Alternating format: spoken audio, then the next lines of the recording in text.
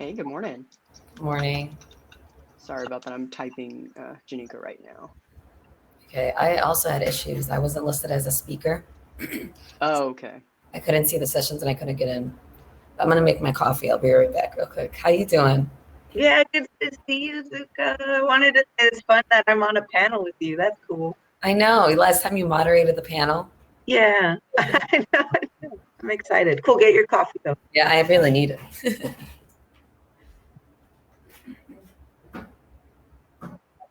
Okay, nice. All right. See if Janika can join us. I just texted her. I was messaging her because she couldn't get in. I know. You know what? It's because it only just popped up. I don't know if you saw that. Oh, okay. There we go. Yay! I think Zuka went to go get some coffee, which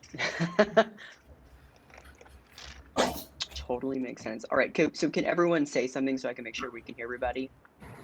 Can you hear me? Hi, Pandora. Hey, Hey y'all, I stopped by to say hey. Hey, so what do we do from here? Are we just going to go live in 4 minutes? Yeah, you guys All right. got this. Look at everybody looking all beautiful, handsome. Can you hear any background noise? Well, you heard my phone ringing. Not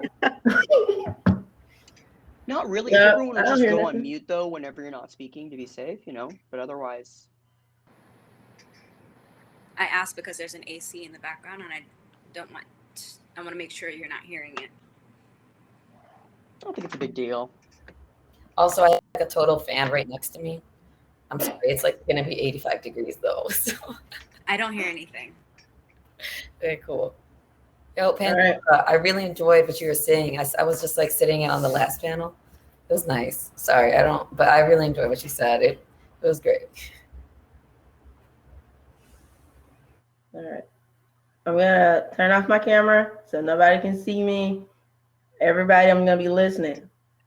Okay. I know you guys got good stories to tell. Right. All right. So we'll begin in like 2 minutes then. I've got the YouTube link. I'm going to test it real quick just to make sure that's working. Great. Everyone sees that? Good. All right. and Janika, I realize I'm like, oh my gosh, have we done this before? Okay. Sorry, I also have a bad memory, but I was like, now this is all clicking. So So we weren't on a panel together, but we met in the rotations, the networking rotation. okay, that makes sense. Yes, I was like, oh my gosh, but only right now did it hit me. I was like, how did I not notice? So yeah, hey, morning. And also Mario, you look so sharp. Oh, you're sweet. Thank you so much. I appreciate it. Don't worry, I'm muting myself now.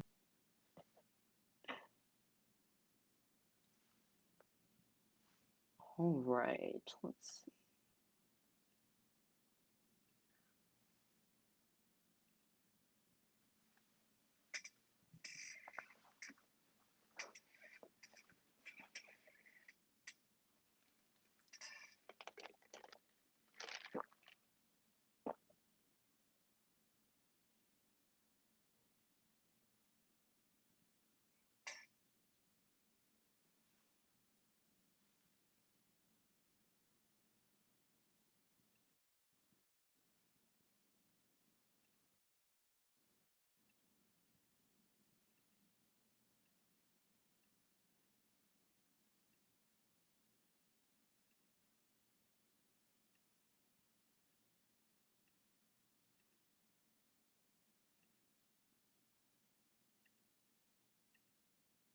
All right, 8 a.m. Central Time, 9 a.m. Eastern Time. So I figured we can get started here. Hello and welcome everybody to the What's It Like to Fulbright panel by the We Represents conference. And I'm Mario Nguyen. I'm a federal prosecutor at the Department of Justice. I'm a 2012 Fulbright to Mexico grant recipient and a Harvard Law graduate. Today's panel, we will discuss what it's like to really go abroad and participate in the Fulbright program. Everything from applying to academics, to research, daily life, and community engagement. So I hope you'll join us today. Share this video with anybody you think is interested in international exchange and really wants to get at the nuts and bolts of what it's like to be a Fulbrighter. So we encourage you to submit questions in the Q&A. It'll either be on one side of the screen, not sure what side is showing up on your side of the screen, but drop them in there throughout our panel. We'll do our best to cover some of the topics up front, but if you all have anything to add, please, by all means, submit your questions. We'd love to hear them. Today, to kind of give you a breakdown of our discussion, it's going to be 50 minutes of moderated discussion, and that's just going to be some questions that we've thought about in advance, helpful for you all as applicants. But then beyond that, we're going to show you a quick little informational video from the Fulbright program itself. And finally, we'll close out with about 20 minutes worth of open Q&A session for you all to ask questions. So again, we encourage you to ask those questions. But real quick, I'm going to introduce our panelists, and I assure you they've done so much. They have extensive profiles and resumes. If I were to read them at length, I'm certain that we would take the entire time of this panel just talking about how wonderful these people are. But I'm going to tell you a little bit about them very briefly. The first person I want to introduce you to is Janika. Janika will give you a little wave so you can know who she is. Her pronouns are she, her, and hers, and she graduated from the College of New Jersey in 2013 and later returned as an admissions counselor for first-year recruitment. In that same year, Janika also began volunteering for the nonprofit Intercultural Exchange, AFS-USA is the kind of acronym for it. In 2018, after chaperoning a group of 58 Indonesian exchange students from DC all the way to Jakarta, Janika was inspired to pursue a 2019-2020 Fulbright English teaching assistantship, and we'll explain what that is shortly, to Indonesia. In a remote but lively East Kalimantan town, and Janika, I'm certain will correct me if I said that wrong, which I probably did. There, she was home to many individuals in their natural habitat, and she got to know them there. She co-taught with 10th and 11th grade students. Currently, Janika is working remotely for a nonprofit, which is an education-focused organization based out of Washington, D.C. The next panelist I want to introduce you to is Elena Perez, and Elena will also give you a little wave so you can know who she is. Her pronouns are she, her, and hers. Elena was a 2017-2018 Fulbright research grantee, more on that later, in Galapagos, Ecuador. Her research project focused on connecting the community with the research and conservation efforts conducted on the island, including efforts to address marine plastic pollution as well as shark research. So that's exciting. We're going to learn so much more about it. We welcome Elena as well. The last speaker, but certainly not least, again, a little wave here, Zuka. Zuka Jude, her pronouns are she, her, and hers. Zuka has a BA in political science and Germanic studies from the University of Illinois in Chicago. In 2019, Zuka was awarded a Fulbright English teaching assistantship and taught refugee and migrant students in classes K through 12 at diverse schools in Northern Germany.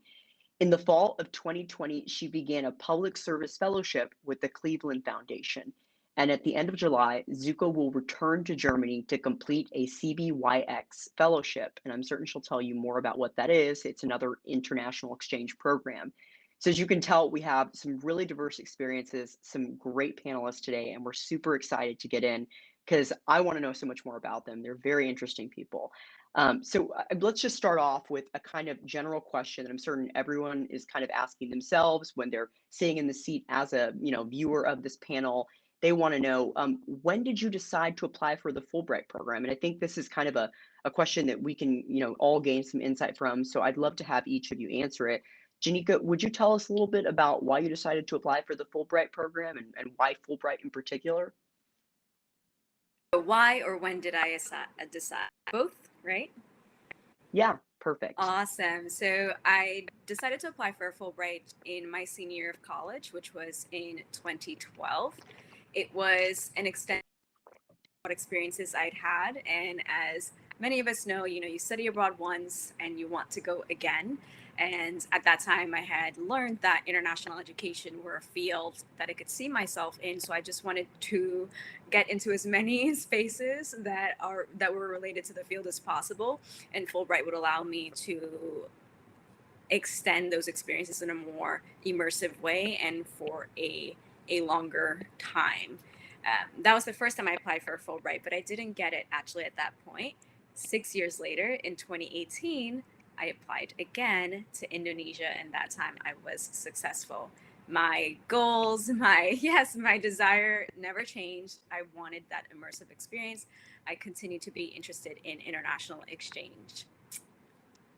Wow, Janika, that's very interesting, because I don't think a lot of people realize that. I mean, that obviously when you put yourself out there with these kinds of applications, there's a chance that you'll get rejected, but that shouldn't stop you, obviously, because you were, somebody who applied again, and that worked out. So if there's anyone watching who maybe, has gotten rejected and is wondering, what to do differently, or maybe is scared about getting rejected, know that that can be a thing. But obviously Janika made it through. It just took a second shot. And that's part of the Fulbright program. It is an iterative process for sure. I'd love to know a little bit more to Zuka, if you wouldn't mind. I can direct it to you now about when you decided to apply for the Fulbright program and why. So I studied abroad in 2017 and 2018, and I got the chance to volunteer with a bunch of various refugee programs in Berlin. And that really motivated me to go abroad for a longer period of time, because I saw the impact that I was making directly working with individuals coming abroad and having various backgrounds. And so come my senior year of college, I was speaking with the Office of External Fellowships, and she's like, you should do a Fulbright. I'm like, what is a girl from I'm like from the South Side of Chicago. I was like, I can't get this, and I was just thinking very negatively, and the fear of rejection was very real. But I applied, and then I found out that I got the Fulbright, and it was really just like I studied abroad, and that led to another door. But it was the impact that I knew the Fulbright could make. It's funny because I'm hearing a consistent thread between you and Janika. You said, you wanted to keep going. Now you're going to do another international exchange program, and it's funny how addicting these experiences can be. Thank you so much for that. If you wouldn't mind, we'll turn it over to Elena. Elena, why don't you tell us a little bit about when you decided to apply for the Fulbright program and why? Yeah, what's interesting, and just to step back a bit, when I didn't even hear about Fulbright, so I wasn't targeted on campus or anything in my undergrad until I was 25. And it was just a woman I was waitressing with said, hey, I'm interested in this Fulbright. And I said, what's that? And she said, it's where you go abroad and teach English. And I thought, I don't know if that's, okay, that's cool. And she said, it's really prestigious. And that's all I knew. And then, fast forward years later, I was 33, working in a lab, trying to practice my Spanish. And I thought, we don't have enough money to do the research we need to do. And the principal investigator, the head researcher of the lab, said, why don't you apply for a Fulbright? And then we can have that money. And I said, what Fulbright? And then I just looked into it on my own, and I applied, and I got, and it's odd because I was 33, but I thought, oh, I guess, I called someone, I said, can I still apply? And I applied at large, and I was able to get the grant, and I did the work. Wow, that's incredible. I love that full circle moment there. It's funny how life drops you hints about things early on, and sometimes you take them, sometimes you don't, but it's all a process, and whether you want it to happen, I feel like sometimes it'll take you back there, right? So thank you so much for that, Elena. There was something, Zuka, I want to get back to what you said. You had mentioned there was an office that helped you with your application, and I think that's a perfect kind of segue to our next question, which is, who helped with your application? So Zuka, we'll start off with you. Would you tell us a little bit more about who helped you with your application? I'd be happy to. I still am in connection with the Office of External Fellowships at UIC, because how impactful they have been throughout my entire life. They're very supportive. And the fellowship advisor there was working directly with me on my application, but not in the sense where it's just like, this is what you should do. It was more just like, what do you want to do? And she would speak with me to the point where it's like my drafting process became a thinking process about everything that I wanted to do and more. And the freedom to be able to do that outside the boundaries of school, while even though I was still trying to get I was finishing off my degree, it was limitless. I was very excited. And so I had the Office of External Fellowships working on me throughout my application process, but I reached out to my professors and asked them to review my drafts. And everyone was very supportive. And so throughout my application, I was engaging many different people, reading my drafts. I was engaging them through conversation, understanding what I really wanted to do with my Fulbright. Yeah. Wow, that's incredible. And I kind of want to point out something there that you're talking about, because I don't think a lot of people know about that, that a lot of these universities will have a segmented office that is literally just there to help you apply for fellowships. Is that what you did, Zuka? Was it that kind of office at your school? And I had no idea it existed. Someone had to tell me it was Exactly. it's crazy. So, I mean, sometimes they go by different names. The one at my university was the Office of Scholar Development. So I'd encourage anybody watching to find that office at your university if it exists and to reach out to them. Janika, would you tell us a little bit about who helped with your application? Absolutely. So similarly, I was helped by my office under a different name at my institution at the College of New Jersey. It was called the Office of Competitive Postgraduate Fellowships. And so when applying, I went through the fellowships office in short. Both times, 6 years later, they still were willing to help me with my application, which was fantastic. And so through the on-campus interview, which really isn't an interview, but more of a means to help the applicant really bolster up their application, I received a lot of critical feedback through that and constructive feedback through that meeting with faculty members, some of whom were my recommenders. And so that really helped. And I also reached out to some trusted friends who I knew understood the Fulbright program and understood the task of writing a personal statement and a competitive essay to take a look at my essays and give some feedback as well. So that's who I had help.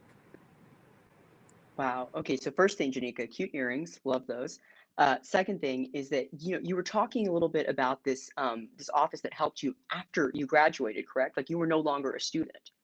See, and I think that's important for people to know that, I mean, you can reach back out to these offices even if you're no longer there because your school wants to see you succeed. They want you to be an alumni that they can, put on their website, that they can tell the world about and, fundraise off of. And part of that is showing that, there are students who are off doing great things. And so just like Janika, I'm certain that if a viewer here were to reach out to their old office at their university, even if they've graduated, they'd likely get some kind of response. So I would encourage people to do that. So Elena, why don't you tell us a little bit about who helped you with your application? Yeah, so as Mario had mentioned, I reached out to the university I was last with and saw if I could work with their institution. And then they'd mentioned something along the lines of, we can review your submission and decide whether we're going to send it forward. And at the time I thought, no, you're not deciding. And that's when I decided to apply at large. But now, after I've learned about the program as an alumni, I realized that these institutions actually help significantly, just like Zuka and Janika had mentioned, they actually help prepare you and they really want the best for you. And that's why they determine whether or not to send your application forward.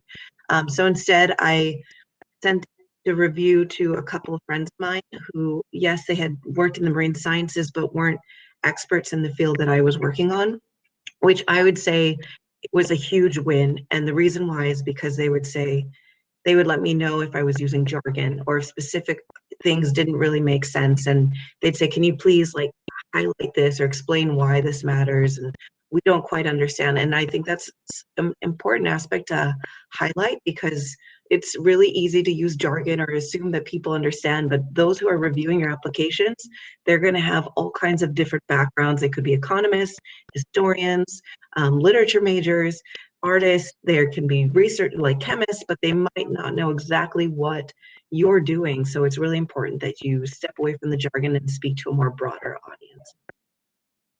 Yeah, so I'm hearing a lot of consistent things. So anybody who's watching, you've probably heard Elena and Janika speak about, these different kind of rigorous interviews and feedback that you get. And I think that's really important for people to realize. That's what the role of these offices kind of have, is that they give you a mock application process in some instances so that you can be prepared for what Elena's talking about, which is scrutiny from the Fulbright board in that country that's, looking at all the applicants. And as Elena mentioned, a lot of times they have a board full of different people that have different backgrounds, different experiences. I've sat on one of those boards before for a selection committee. And so it's very different country to country. And you really need to be able to apply to a broad kind of swath of people so that they can understand your research or what you're proposing in your grant. So, there's a lot of work that has to go into this. And speaking of how much work it takes, I would love to hear from each of you about how long you spent on your application. Why don't we turn it back to Elena real quick? So tell us a little bit, how long did it take you? Yeah, I think I probably spent maybe 3 months, not every day 3 months, but just to draft. And I think the important thing about writing is that it's really important to edit. And so it gives that time to work on the draft. And when, just as Zuka had mentioned, it felt very similar to me. I would recommend anyone do the application. And it's because it really helps you think about your path and what you want to do. And it just is such a fulfilling, the application process really allows you to think about these things and think about where you see yourself in the future, why you want to do this. It's really a fantastic exploratory exercise. And I had the 3 months, but also you have to think about all the different pieces. So I had to go and have a professor sign off on my language abilities and do all of the little bits and pieces. And if you're a procrastinator like I am, you need to make sure you have extra time. Zuka, how long did it take you? So I'm opposite of you, Elena. I am usually on top of my stuff. So I started late spring, and I just worked throughout the summer on this application because like you said, I was working through what I wanted to do throughout my entire life, because you have the statement of grant, and then you have the there's like two different things, and I'm blanking on the other one right now. But it was really demanding of me. It's like when I go there, what am I going to do? And when I come back, what am I going to do? And I think both those questions are demanding of my time and my energy. So I spent a lot of time drafting.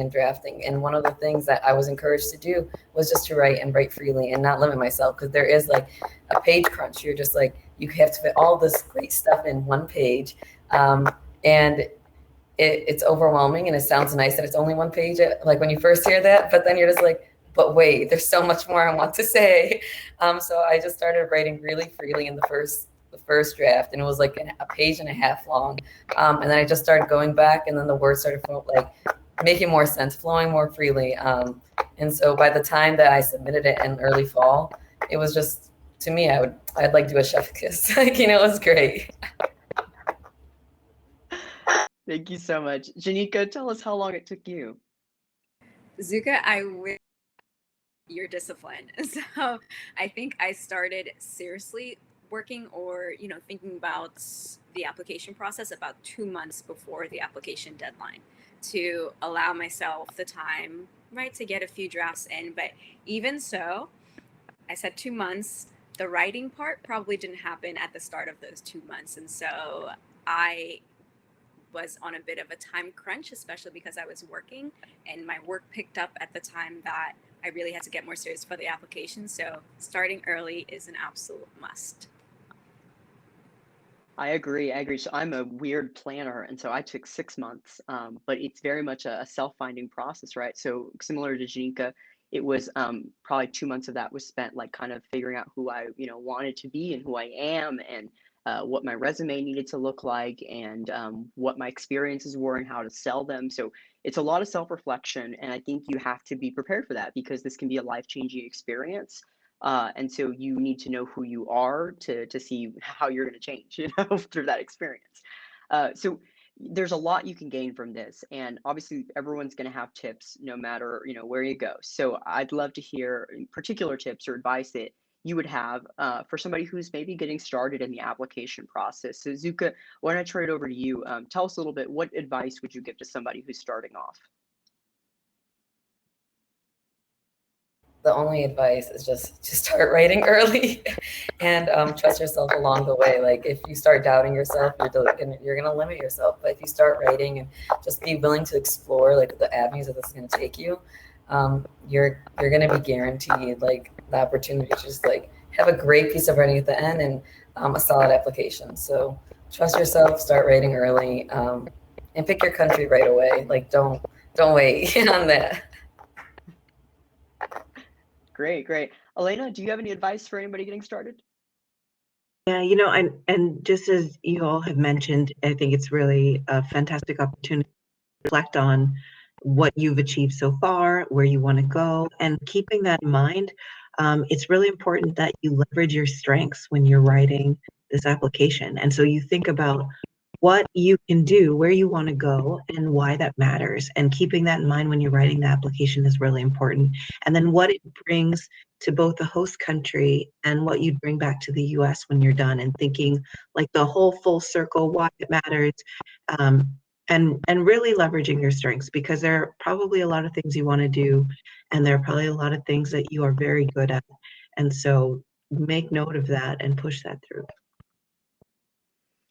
Elena, you kind of get at something there when you say that there's a lot of things you want to do, right? And so I think with people who are applying for Fulbright, oftentimes they have a lot of different ambitions that they want to pursue, and part of that means that you have many, irons in the fire, as they say. So you may be applying to other opportunities other than Fulbright, things like that. So Elena, were you applying to anything outside of Fulbright at the same time? Yeah, that's actually a great question. I was applying for all kinds of jobs. So because I needed to find work, and so I thought it's either work or this Fulbright scholarship, and and so I was applying for jobs right at the same time, and conducting interviews and whatnot. So Wow, okay. Janika, what were you doing? Were you applying for other things? At the time that I was applying for the Fulbright, I was not applying for other things. I was working full time as an admissions counselor, so that was just the one thing that I focused my additional attention on at the time. Okay. So you've got different things going on. What about you, Zuka? All my eggs in one basket, and I went running. Wow. Okay. So this is going to be very different answers here because I was applying for all sorts of things. So I was also applying for the Princeton in Asia program, the Princeton in Latin America program, and I was applying for law school at the same time. So I had multiple irons in the fire, so many.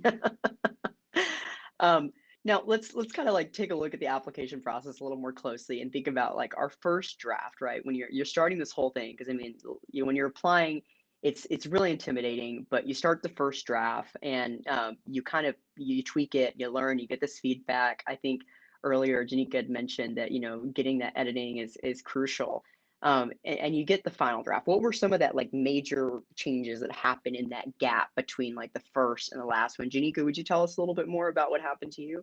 Absolutely. So for me, difficult for everyone, but especially for me, and I cannot move on to the second paragraph until I have my opening paragraph as tight as I want it to be. And so for my personal statement, one of the biggest changes was with my opening paragraph. I wanted to, you always want to start strong. You want to finish strong as well, but you especially want to start strong. And so I wanted to really capture this multicultural childhood that I had, which just led into the rest of my life's experiences. And at the beginning, I was trying to figure out how to capture the fact that I moved to this country when I was 7, and all my friends came from different areas.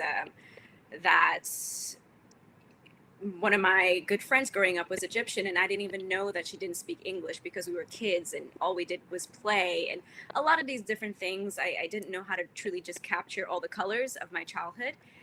But eventually I was able to get it in a very succinct way that didn't focus so much on my childhood, but focused on the impact. So that was one of the biggest changes in my personal statement. The rest of the personal statement kind of wrote itself because it was my life. But that beginning paragraph really took some time. With my statement of grant purpose, one of the biggest changes from the beginning to the end was really being more specific about my experiences and the value of the experiences that I had that could translate to the classroom. Sometimes we do things and we think, oh, this is just part of my job, or this is just part of my everyday life, not realizing the impact that those things have, or how well these tasks can transfer to a different setting. And so through that on-campus interview, I had a faculty member say, you work in admissions, you work with thousands of students who are nervous going into this experience of college, and you're there to advise them, et cetera, et cetera. And I thought, you're right. I didn't think of it this way. Instead, I was thinking, oh, I don't have, formal classroom experience. And they said, don't say that. you have a lot of teaching experience. It's just you have to find the way to explain that or show that the experiences that you do have are teaching experiences. And so those were the big changes in my personal statement and statement of grant purpose. This is hilarious. I mean, you're an admissions counselor and you're having people do the exact same thing, and you didn't like realize that in the middle of the process. That's so funny. Even you got nervous. That's great. Now let's talk to Elena real quick. Elena, did you have any big changes that happened between the draft and like the final one? Yeah, I think it's interesting because I feel like when I'm writing, at least, it seems as though there are things that I think, oh, that's gold. I can't lose that. It's a way of explaining something. You think this is so creative, and you have to strike it. It's a very precious real estate you're working with, and so every word counts. It might be really beautiful, but you need to cut to the chase. And so it's really about writing concisely, and that way you have more space to convey your mission, what you intend to do, and your strengths. And just as Janika said, it's really interesting because we, I think, often I guess we don't really recognize how many strengths we do have. And so figuring out where that exists and making sure that it aligns with what you're doing. But there are some things that I cut out that were beautiful extra phrases, and as Zuka had mentioned, you can start with 1.5 pages, but you need to cut it down. And so you just have to strike some of the things that you think, oh, what a pretty way of explaining. Sometimes it's gotta go. So true, and I think that's hard in the process because it's similar to getting rejected in the that maybe I did something wrong, or maybe you're taking my voice from me. And I want to be careful because I think that the process can be one of growth, but obviously part of that growth is also knowing what's important to you, and what are your core values without any type of limitation. And what I mean by that is, when I was going through the process, by and large, I took the recommendations I was given, cut this, cut that. And it's funny because my writing back then was trash. Now I love writing. I've spent a lot of time working on that as a skill as a lawyer. But before this, I was very emotional and tied to my language, and didn't realize that there's a right way to write and there's a concise way to do it. And then there's a fluffy way that college can sometimes teach you. But there were like 1 or 2 lines that I said, no, I absolutely have to have that in there. That's part of my narrative. That's part of my story. And that's a part of who I am. And maybe you don't get it, but that's important to me. And, my person who was, giving me advice said, never mind, I get it, that I respect that. And you stood up for what you wanted. And I think that's important too, that you need to be able to walk that line, be open to criticism and to, constructive feedback, but also, stand your ground where you have to. If you have to be yourself in the application, take those risks. So it's such a difficult process, but there are so many components to it. I mean, the grant has a lot that you have to write into it, and one of those things is talking about your affiliation and the research. So I didn't do a research grant, and to be clear, there are kind of, I would say, different buckets of grants. There's the English teaching assistantship, where you help teach English in the country. You have the research grants, where you conduct some type of research. Then you have what I call like the miscellaneous third bucket, and the miscellaneous third bucket is, I mean, all sorts of things. You have ones that are there to do art, to create documentaries. I was in the third bucket. Mine was one called the Binational Business Program. So I was enrolled in an MBA program, but also worked at a nonprofit at the same time. So it's a weird kind of different grant, and I didn't have to have an affiliation. I interviewed with employers. It was very different. For you all who had an affiliation, whether it was English teaching or it was research, would you tell us a little bit more about that? And we'll start off with you, Zuka. What was your affiliation?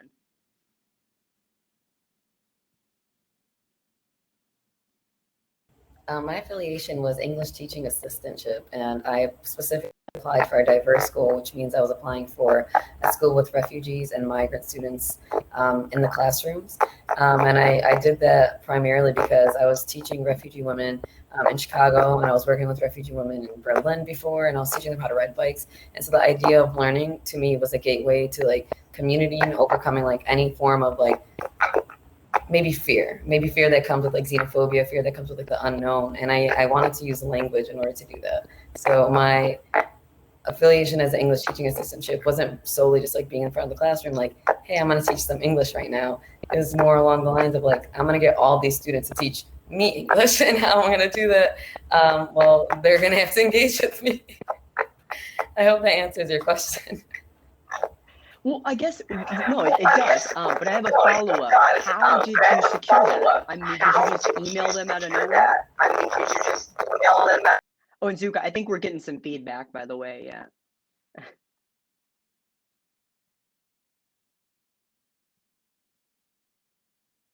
Why don't we turn over to Elena then? Elena, tell us about your affiliation in the meantime. Yeah. So what's interesting is with the affiliation, it can be a little bit nerve-wracking. You know, you figure, how do you identify an affiliation? And initially it was with an organization that I'd worked with. But at the last minute, they said, you know what, this isn't going to work for us. And I had to find another affiliation.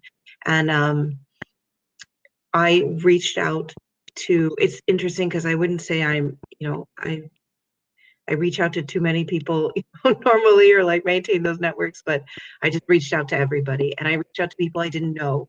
And I said, hey, this is what I'm proposing to do. This is, this is the proposal. This is the work that you're doing. This is how it might align. And it's interesting because people want to help you, and people are very honest too. So it was a very winding path that when I just called out, or I actually email people because they're in another continent. So you're just emailing people in another continent, and they let me know, I don't know if I'd be able to do this, but why don't you contact X, Y, and Z? And then, I'm not sure if I can do this, but why don't you contact X, Y, and Z? And so I reached out to my direct contacts, which I had a handful of, and then they put me in touch with different people. And I had a couple of institutions that were willing to work with me, and I ended up just deciding where specifically I wanted to be for my work, and went with the institution that would work best for me. But it is an interesting process, because I'm not sure if it's different when you're working with when you're working with your own home institution, if they help provide context.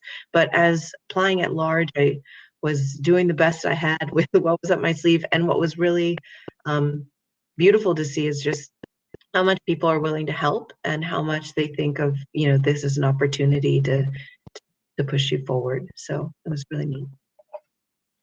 Elena, you said something very particular. You said at large there, and I want to clarify for anybody watching what Elena's referring to is that she was no longer affiliated with her university, as in she wasn't a current student, and so you're considered at large at that point when you apply in Fulbright. But what was that relationship like? I mean, what happened? Did you end up pairing with some institution and had an affiliation, and then what happened? What was the interaction with them good while you were there? Yeah, that's a great question. So yeah, I would work with it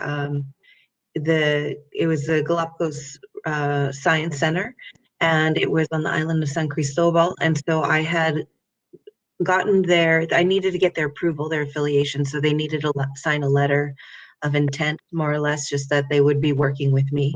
And then once I got to the institution, they would work with me, but I also had a lot of my own freedom to do the work that I needed to do, and they were very flexible. So it was really fantastic. And they were also working with a nonprofit organization, the Galapagos Trust Foundation. And so when I was at that institution, they also let me work with this other organization, and that flexibility allowed me to try a lot of different avenues to do my work, and working with new organizations, which was also helpful.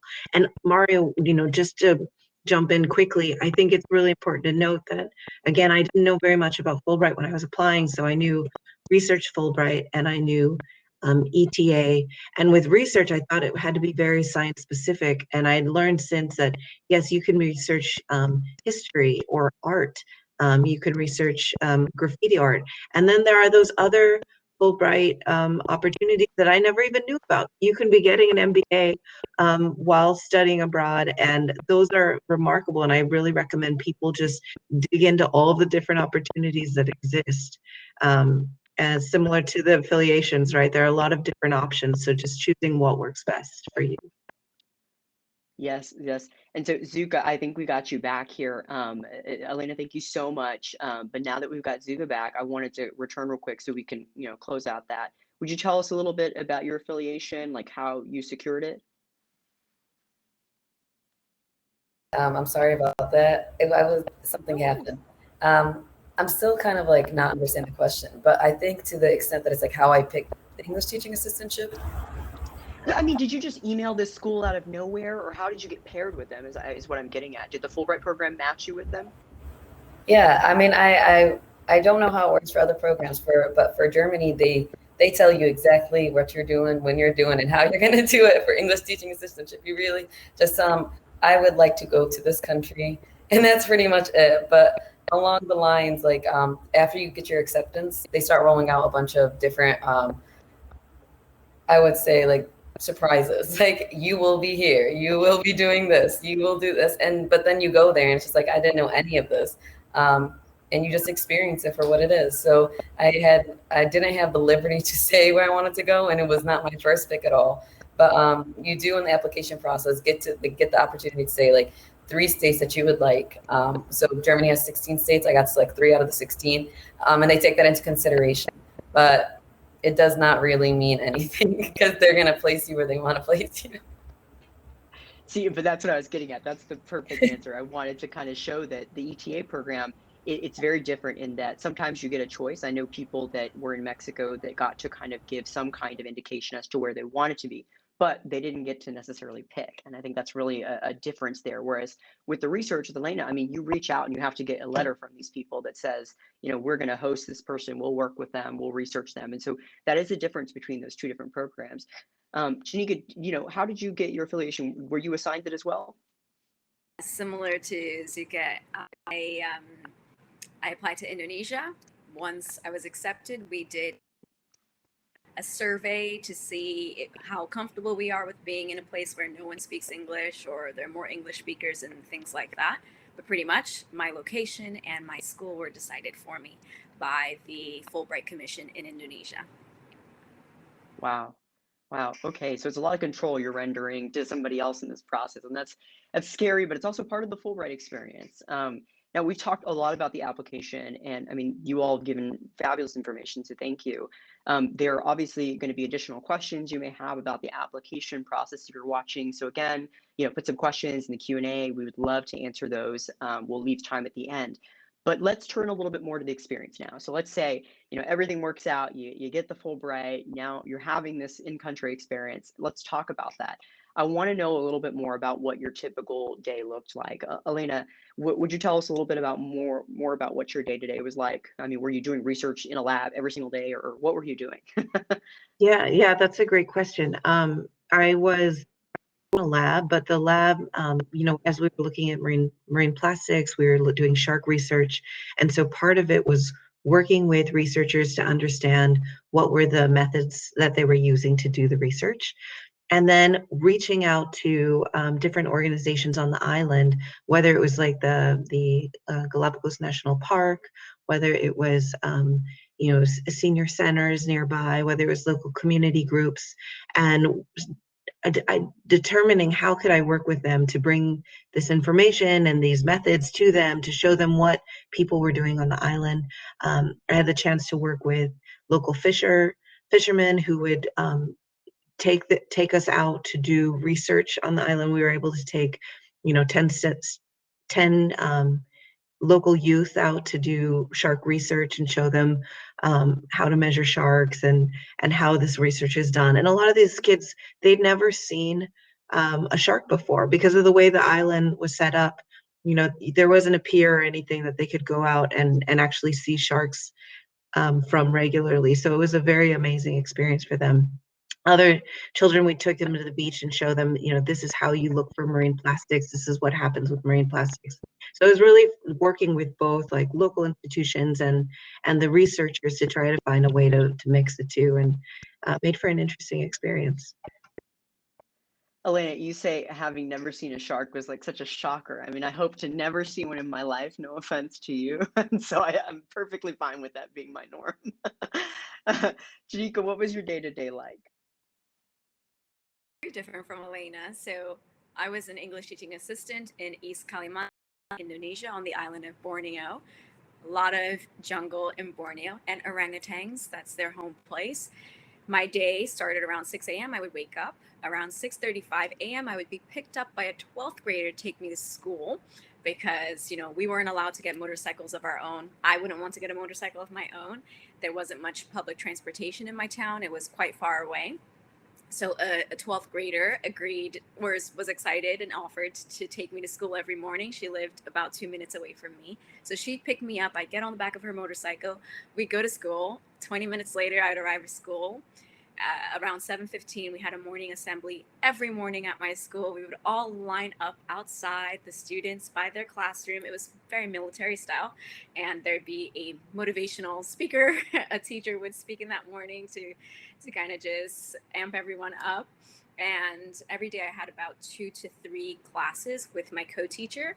In my school, and I think in many schools in Indonesia, students stay in the same class all day and the teachers are the ones who rotate. So we would rotate. We would go from the teacher's room to a class, back to the teacher's room to the next class, or any combination of those. If it was a Monday, I would stay after school. The last class ended around 3:30, 3:45. If it was a Monday, I would stay after school for our English club meetings. If not, then I would go home. By the end of that day, I'm exhausted. I'm tired. It's so hot in Indonesia. We were about an hour away from the equator. And I wore long sleeves every day, long skirt, long sleeves, a uniform.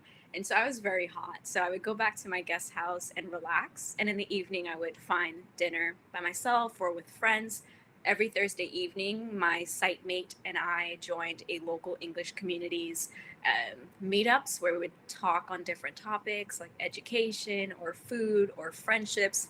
Those were always a lot of fun. And so that was a typical day in my life in Indonesia. Wow, that's incredible. I love that. It's such a different experience for everyone. Zuko, what was your experience like? I just want to say I was not on an island, so my weather was not at all weather permitting to just be as happy. I was in northern Germany, and I was by the Baltic Sea, really close to the Baltic Sea, and it was very gloomy 90% of the time. But people are very kind, and I think one of the best things that I can say about my experience as an ETA is that I was very flexible. So I had this thing where I was just like, I'm gonna go there, I'm gonna work 40 hours a week. It's gonna be like an American system. We're gonna be grinding hard. I worked 12 hours a week, and sometimes teachers would be like, they're taking tests today, you don't have to come in.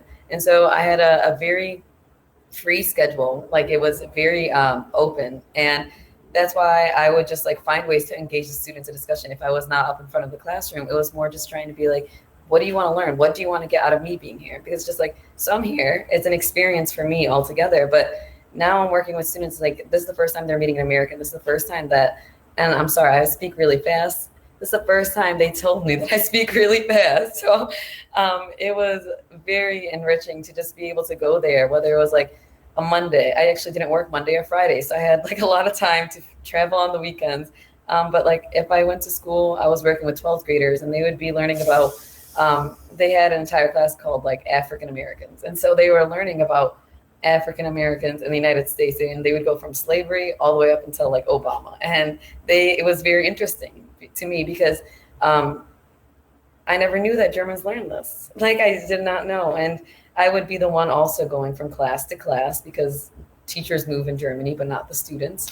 And I would then go to third graders, and I'd be playing Simon Says. So the experience varied entirely. And that's why for me, my ETA is just be as flexible as I can be. That's what I have to do. Yeah. So definitely not at all similar, but in the same ways, there's a lot of similarities between the chances that you get with your Fulbright, which is just to experience the entire process as it's happening, because you don't know what's going to happen until you get there. Flexibility is the key for any international travel, especially change. And even more so for the Fulbright program. There's always unexpected surprises. It's not all rainbows and butterflies, and I think that's important. But you can grow from that experience, you know. And so I'll be very frank with you all. I was actually robbed at gunpoint and knife point in Mexico City. I was leaving a gay club at like 3 a.m. I know, I know. Listen, I was a lot younger, a wild back then, and just like an idiot, walked down a dark alleyway. Literally, the things that they tell you not to do. Was just leaving, trying to find a taxi, and was like, "Oh, this is a shortcut." Had my phone out, and that made me a very obvious target because I had a phone. And so, you know, just somebody pulled us aside and just gave them everything I could, and luckily, you know, scratch free, walked out of there. So it's not always a pretty experience. Janika, would you tell us a little bit, like, did you have any surprises or challenges that you overcame while you were abroad? Absolutely. So some of the biggest surprises that I had in Indonesia were not born of the cultural differences that I experienced. One of the biggest surprises was were the candid conversations that I was not expecting to have. For those who might not be aware, Indonesia has the biggest Muslim population in the world, so it's a more conservative culture. Everyone has to have a religion on their ID, even if you don't profess or believe. Your ID will have one of 6 religions listed on it, and so it is a very different place structurally, right, and culturally, of course. But that being said, I was just shocked at how vulnerable some people were. I don't know if they were like that in general, but certainly with me, I had discussions that I didn't think I would have. I had a discussion about a cheating husband and divorce and a marriage that was not that great, or identity, you know, a student coming out and explaining the difficulties with mental health and the family, et cetera, et cetera. And I was shocked. You know, I wasn't expecting to have these conversations in Indonesia, these conversations that were just so open, so vulnerable, so human, you know. And I think that was the biggest surprise, that regardless of where we are, everyone is going through the same human experiences. It's just how much are they willing to talk about it? And people were willing to talk about it. And I was grateful that I was seen as a trusted individual with whom they could talk about those experiences. So that was a big surprise for me. And a challenge in the beginning was the distance I felt, or the disconnection I felt between my students and I. You know, you have 36 students in a class. I taught high school, by the way. It's difficult to truly engage with 36 students at the same time, especially when there's that big language barrier. The students are familiar with English, but I speak with my American accent, and they look at me like deer in headlights. So there was always this, I felt this, I don't know, this disconnect and this, you know, a bit of nervousness, I guess, interacting with the students, that, you know, I wasn't really connecting with them very well. But overcoming that just took time, you know, being a presence in the classroom. I loved when the students broke out to do their practice activities. I made it a point to walk around the class and see if students needed help, and to try to, you know, gauge what they understood. That was a game changer, because the students got used to my presence. They started looking at me as someone who could help them. Every time they said miss, that was music to my ears. I loved when they called me miss, because they saw me as someone they could ask for help. And when I started learning, you know, basic Indonesian, enough so that I could explain simple sentence structures to students, you know, like, if you have a verb here, then you need to use this tense, or if you use that tense, you cannot. Simple things like that, just to get students over that bump that they were facing. That really helped. So it was time and learning Indonesian to be able to use it to explain simple things to the students. That allowed me to build those connections with students. And certainly going around the class and being able to meet different students in a smaller setting certainly helped. Wow, Janique, it sounds like you really impact people's lives, you know, through these conversations, through your teaching. And I think that's the great part about Fulbright, is that it goes both ways, right? You can not only give, but you can receive a lot from your home country. And I think the gifts that you receive from the Fulbright program, they're plentiful, and they go beyond your time there as well. In fact, I would love to know a little bit more about what, you know, some of you are up to. Elena, would you tell us a little bit about what you've been up to since, and how Fulbright has impacted your career forward? Yeah, yeah. You know, I think So right now, I have the opportunity to do ocean resilience work with the World Economic Forum. So I'm leading work there, and it's connected. So this has really helped in showing that I have this background with ocean conservation. But I also think it's really been valuable to have work that really highlights the value of working with communities. And so that's something that I've been pushing forward with what I do. And I think the biggest benefit with Fulbright to me was just as uh, was mentioned earlier, that flexibility. And so, Zuko mentioned the importance of flexibility, but I think that like harnessing that flexibility has really been an asset as well, because I think it helps you kind of think creatively or figure out, okay, when I'm in this situation, what are the next steps and what are different avenues I can take. And I think that's the same when you come back from Fulbright, having that flexibility, figuring out what can I do next and what are the different paths, and being open to where that might take you. And so sometimes it can be you know something you might not have ever thought about before, and so just being creative is part of that, and also again the flexibility. Flexibility is key. Zuka, has this impacted your career going forward? I mean, you're obviously doing another, study abroad program. So why don't you tell us a little bit more about that, and tell us a little bit about, how Fulbright has impacted that. I would love to share a little bit about the fact that I'm not a teacher and I did an English teaching assistantship. And going off Janika, like, you think that, I mean, I thought I didn't have classroom experience either. But I pursued this for the reason of being able to work with like refugees and migrants abroad. And right now, going forward, it's like I'm still finding the value in working with communities. And I'm in Cleveland right now doing a public service fellowship as a urban planner. And I'm not an urban planner, so it's like this fellowship is also giving the opportunity to experience something that I otherwise would, one, not be able to afford, but also probably not, I'd have to get classes to do so.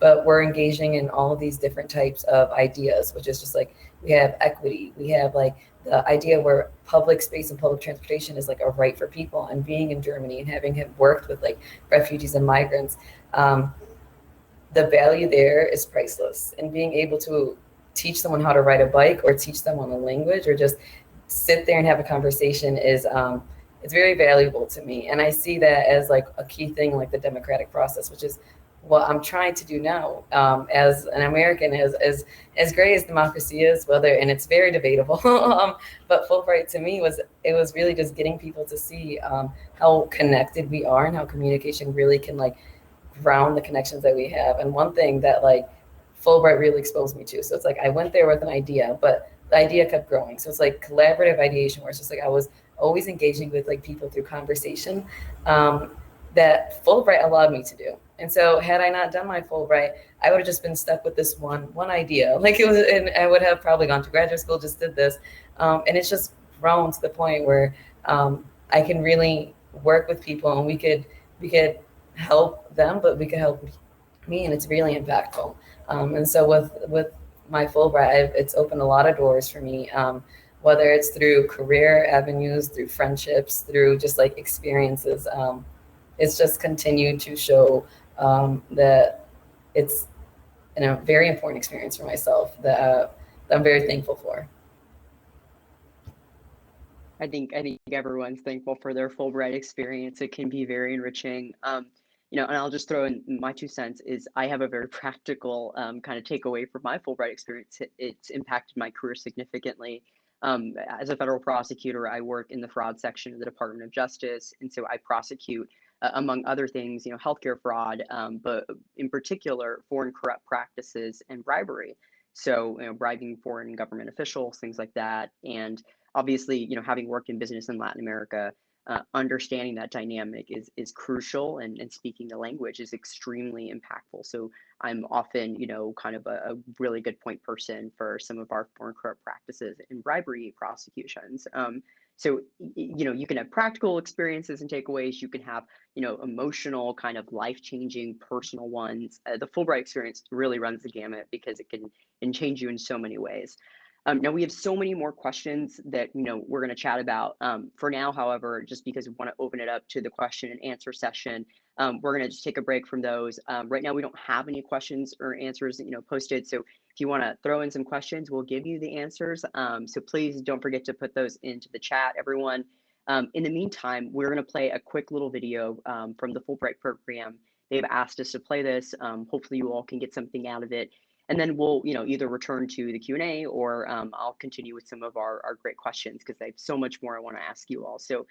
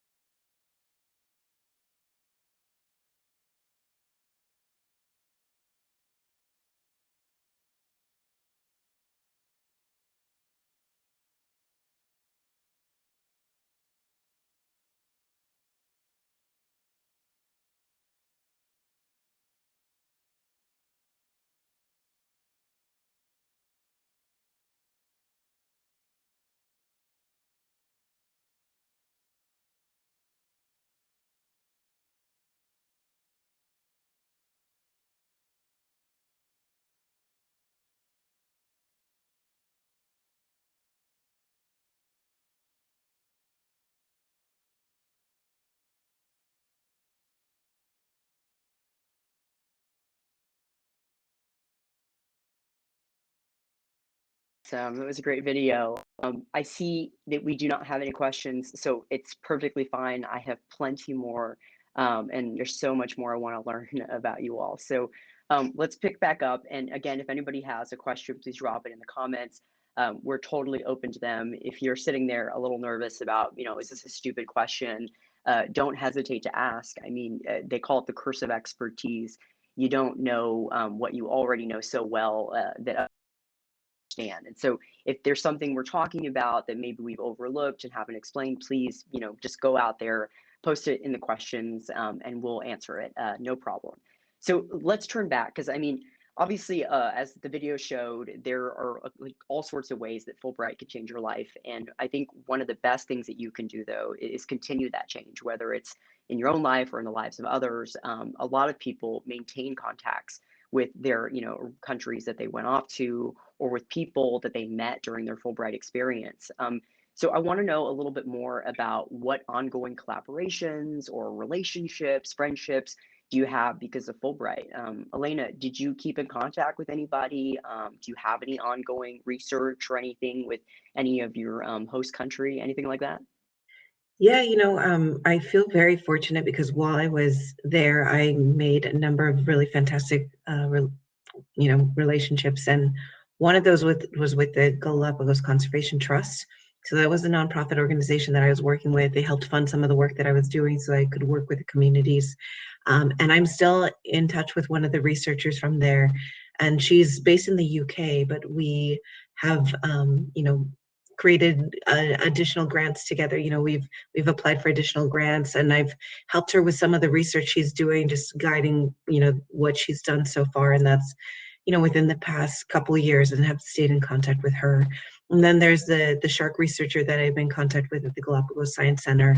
And she's also, these are collaborators, but also very good friends. And so I've connected her with resources to kind of lift up her work because she's a local researcher. So to make sure that local researchers are really elevated, I feel like a lot of times there's a lot of focus on what people call the global north.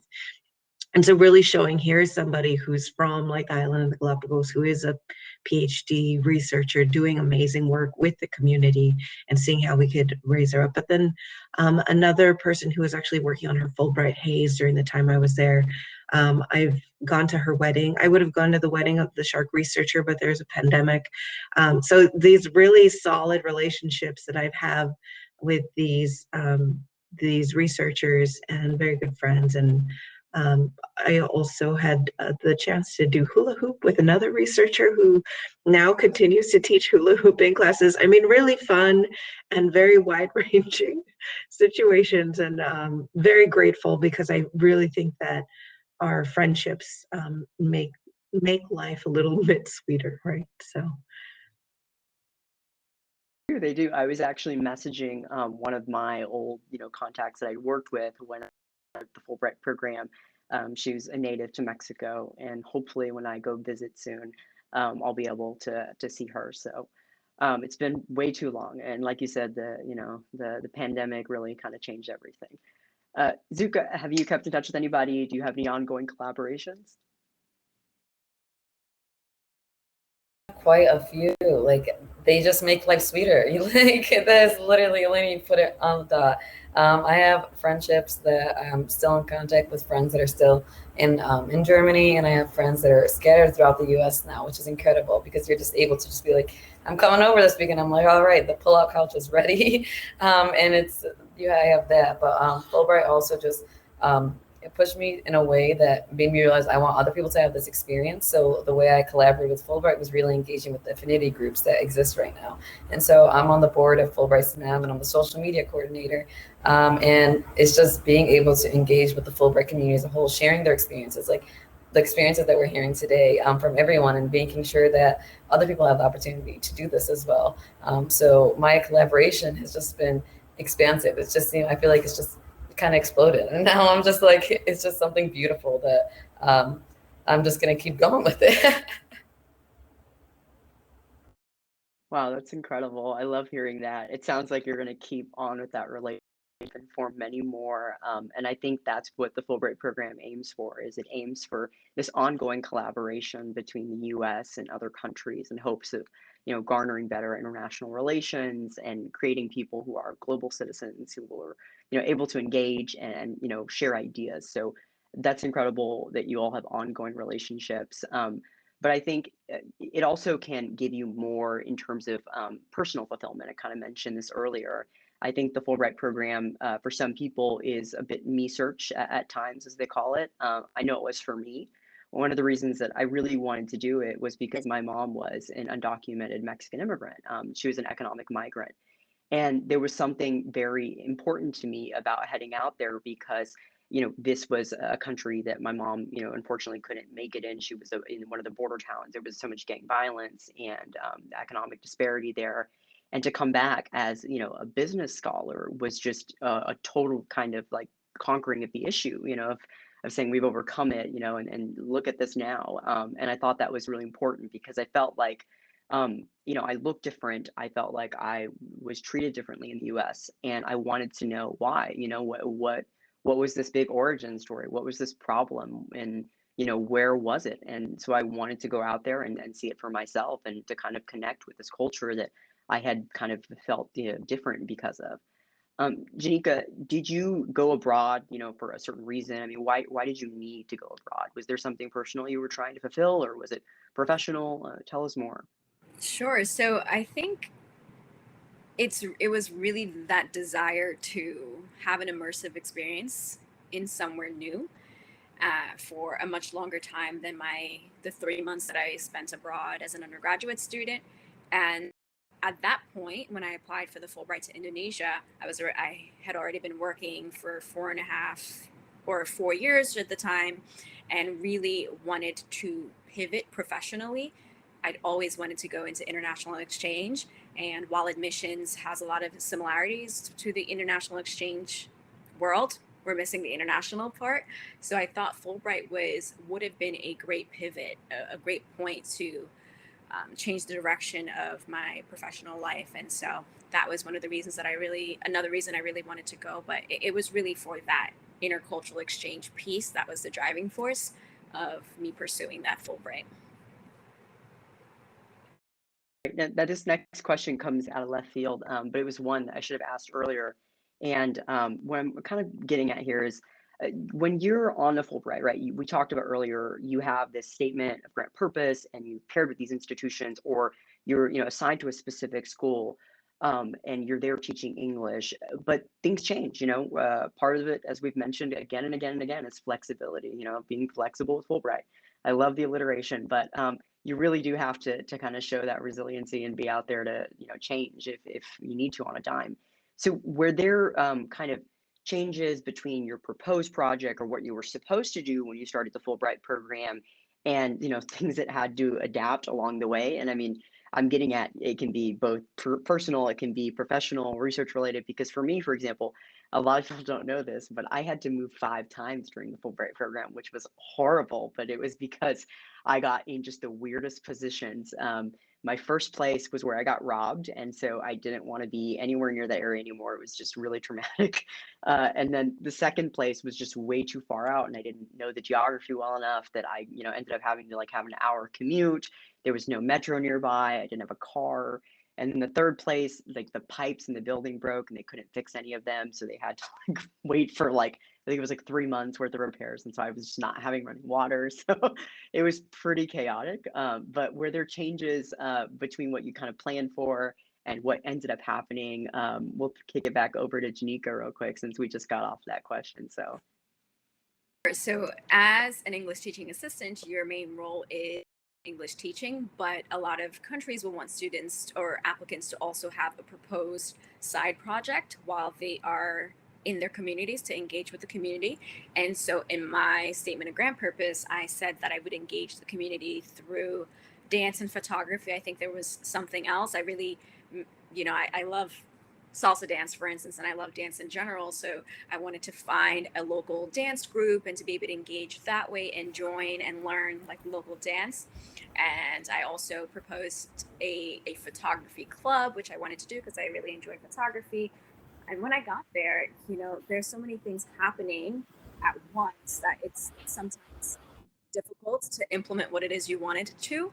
And so I was pretty far out. There weren't really dance groups or anything like that in my town, so I wasn't able to join that dance group that I wanted, which is okay.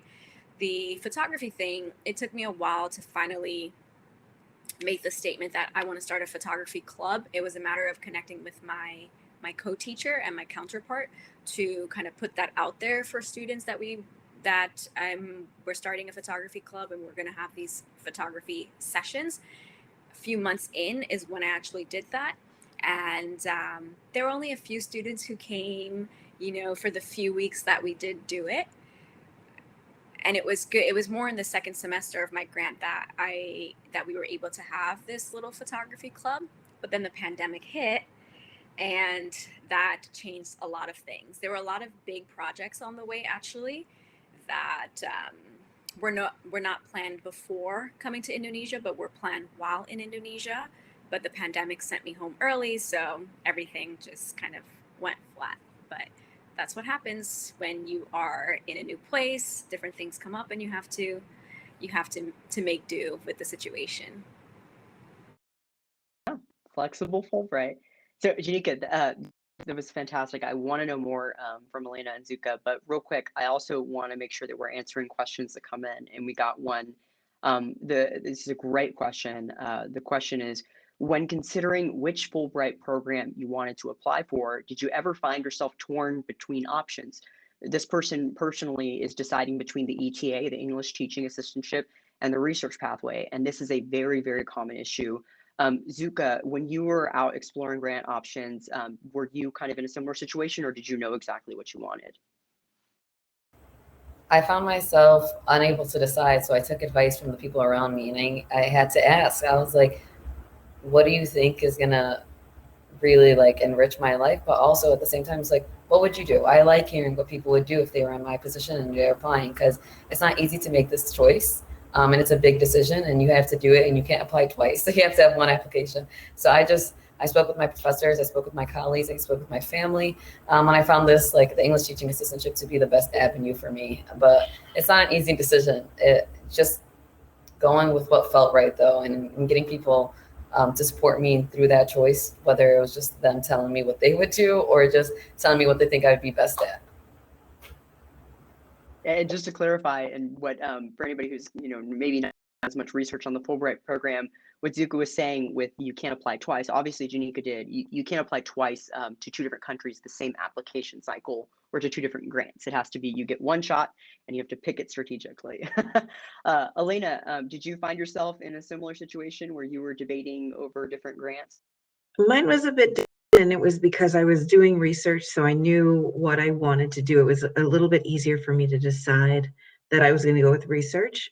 But as mentioned earlier, if I had known all of the different opportunities, so doing a master's abroad while while living abroad, that might have changed things up significantly and made it more difficult. And I have realized since how many different programs and pathways there are, so I understand the the decision is difficult and that's real, but also a great opportunity for exploring what you want to do in life. Just like the application is, just opens up that just thinking about where you want to go. Yeah, that's you're right about that. Janika, did you have to debate between different grants? No, I did not have to debate between different grants. I knew I would want to do the English teaching assistantship, but I was debating between different countries. All my study abroad experiences were in Latin America. I love Spanish. I want to become fluent in Spanish. And so I was always looking for an opportunity to apply to a Spanish speaking country. However, every country has a different profile. And in those profiles, to me, it seemed like there was a big emphasis on people with previous teaching experience with pedagogy, experience with English teaching. They really focused on the teacher experience, whereas with Indonesia and some other areas, it was more broad.